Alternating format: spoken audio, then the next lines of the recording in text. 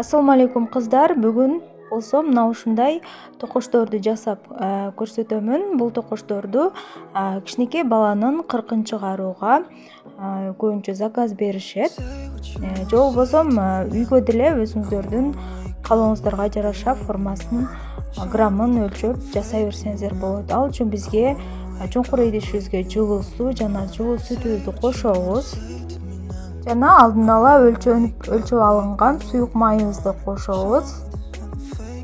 Жакшылап баарын бир жолу аралаштырып алабыз. Андан кийин өлчөп алынган шекер, туз, дрожжду баарын бир эле кошуп аралаштырып алабыз.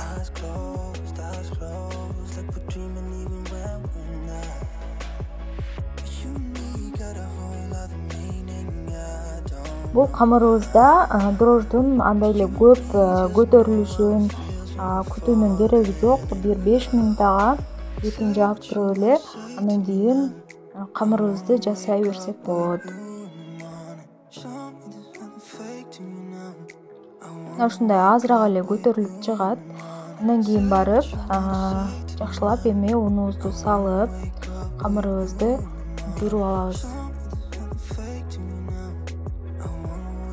Сөзсүз түрдө ундун баарын салып жибербестен акырындап бөлүп кошуп олтура камырды жуурушубуз керек. Себеби ар кимдин унунун тыгыздыгы ар кандай болот. Мисалы сиз кандай ун пайдаланасыз, ошого жараша ар бир ундун тыгыздыгын ар кандай болгондуктан биз бөлүп мына ушундай кылып салып камырыбызды бийлеп алабыз.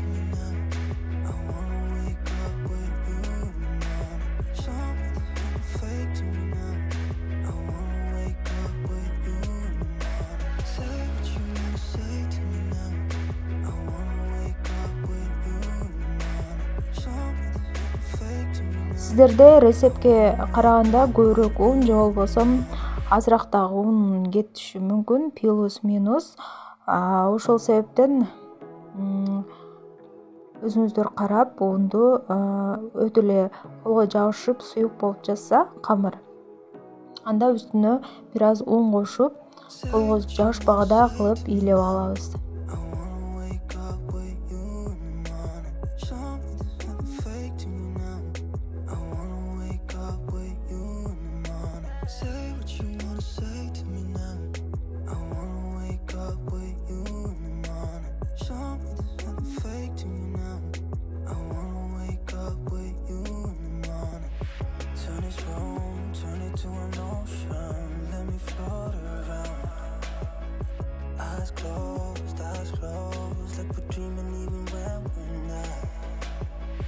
Мына ушундай камыр келип чыкты бизде. Эми бетин пакет менен, салфа менен жаап, жылуу жерге көтөрүлгөнчө коюп коебуз.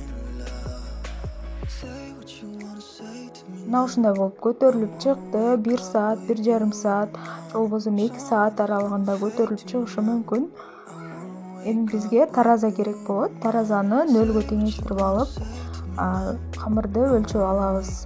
Мен 110 граммдан жасап жатамын. Бул видеодо сиздерге канча граммдан керек өзүңүздөр жасай берсеңиздер болот. Бул 110 грамм кичинекей токочтор келип чыгат бул граммдан. Эгер андай чоңураак жасайм десеңиздер, сатканга, магазинге өткөзгөнгө же болбосо базарга сатсаңыздар, анда ушул эле рецепт менен чоң кылып, көлөмүн чоң эле кылып жасап сата берсеңиздер болот.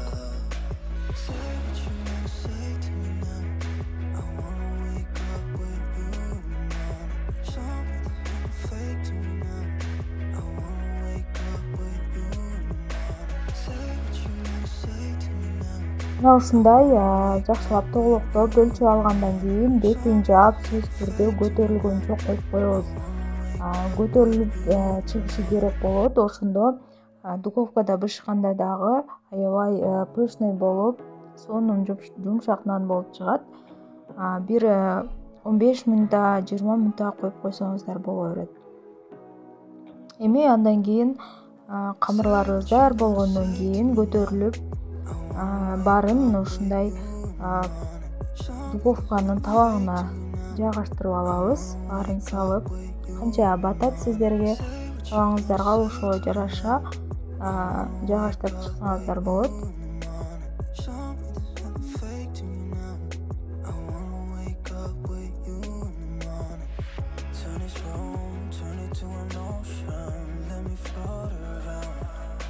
Мен алтоону батырам деп ойлодум эле, бирок батпай калды. Ошол себептен бешөөнү эле беширайын деп жатамын. Колуму мына ушундай сүйүк майга салып алып, андан кийин эми токочтордун формаларын чыгарып алабыз. Чекесин мына ушундай эки колубуздун жардамы менен басып олтура чекелерин чыгарабыз.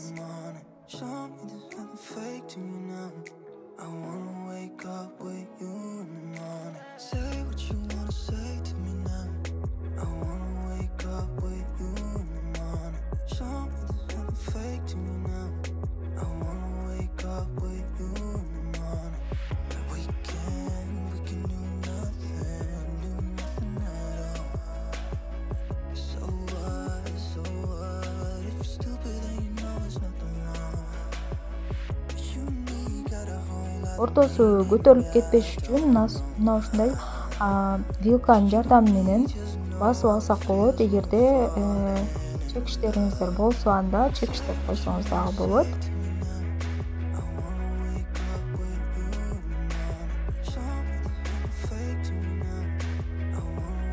Эми жумуртканын сарысы менен жакшылап ушундай кылып сүйкөп чыгабыз.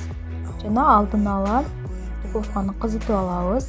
200 градуста бышырсаңыздар болот. Ар кимдин духовкасы ар кандай градуста кызыйт. Ошол себептен өзүңүздөрдүн духовкаңыздарга карап бышырасыздар. Сөзсүз түрдө жогору градуста бышыргандарыңыз жакшы болот. Жана аябай кактап бышырганын кереги жок, катык кылып ушундай жогору эле градуста бышырып алабыз. Коздук үчүн ак күнчөттү сеп жана ортосуна мактан сеп коздоп койсоңуздар болот.